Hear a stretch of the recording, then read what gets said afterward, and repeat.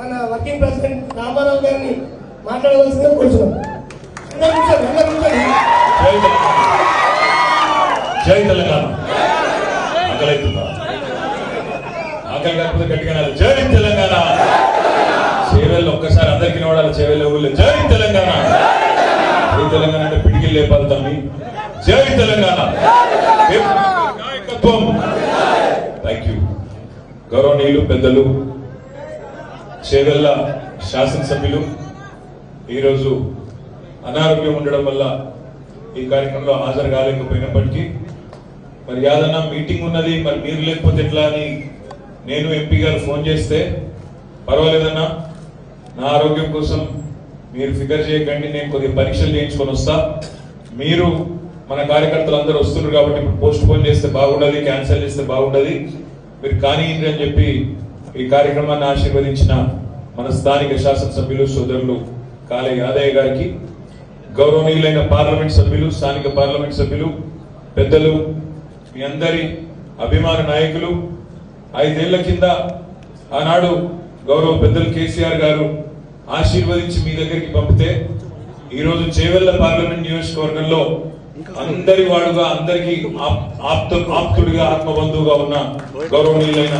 Parliament సభ్యులు సోదరులు గడ్డం రంజిత్ రెడ్డి గారు, మాజీ మంత్రివర్యులు పెద్దలు పట్నం మహేందర్ రెడ్డి గారు, మా తమ్ముడు ఇంద్రన్న వారసుడు పట్లోళ్ళ కార్తీక్ రెడ్డి గారు, గౌరవనీయులైన మరొక తమ్ముడు అవినాష్ రెడ్డి గారు, సోదరి స్వప్న గారు, సోదరి మాలతి గారు, వేదిక పైన ఆశీర్యులైన స్థానిక మండల పార్టీ అధ్యక్షుడు తమ్ముడు ప్రభాకర్ రెడ్డి గారు, పెద్దలు అనంత్ రెడ్డి గారు, అదేవిధంగా మా సోదరుడు గోవర్ధన్ రెడ్డి గారు, పోలీస్ రామరెడ్డి గారు, ఇంకా మా దేశమల్ల ఆంజనేయులు గారు, అంజిరెడ్డి గారు, ఇంకా నరసింహరావు గారు, ఇంకా చాలా మంది, బాలరాజు అన్న గారు, పేరు పేరున నేను ఎవరెవరి పేర్లు అయితే చెప్పలేదు, జర మనసులో తెచ్చుకొని బయటికి తిట్టకుండా పేరు పేరున వేదిక మీద చాలా మంది పెద్దలు ఉన్నారు అందరికీ, అదేవిధంగా వేదిక ముందున్న మా తమ్ముళ్ళకి, మా చెల్లెళ్ళకి పేరు పేరున అందరికీ, మా పాత్రికేయ మిత్రులకు హృదయపూర్వకంగా నమస్కారాలు. చాలా మంది పెద్దలు చాలా విషయాలు చెప్పినారు. నేను మీ అందరితో ప్రార్థించేది ఒకటే, కదా వాళ్ళు కూర్చుంటే మళ్ళీ దేశానికి చూపెడతారు, వాళ్ళని నిలవడం, వాళ్ళని కూర్చోబెట్టే పని చేయకూడదు. నాకు ఒక మాట మేమందరూ మాట్లాడుతుంటే ఒకటే అనిపించింది, మనకి నిజంగా ఏం జరిగింది అసలు ఆలోచించుకుంటే, పెద్ద ఇంత బీరిపోయేందుకు, బాధపడేందుకు, కింద మీద అయ్యేందుకు ఏం బాధ అయింది? ఏం జరగలేదు, ఏం ఇబ్బంది ఏం లేదు. 14 ఏళ్ల పాటు కారు బ్రహ్మాండంగా ఉద్యమం ఉరికింది, ఇక్కడి నుంచి ఢిల్లీ దాకా ఉరికింది.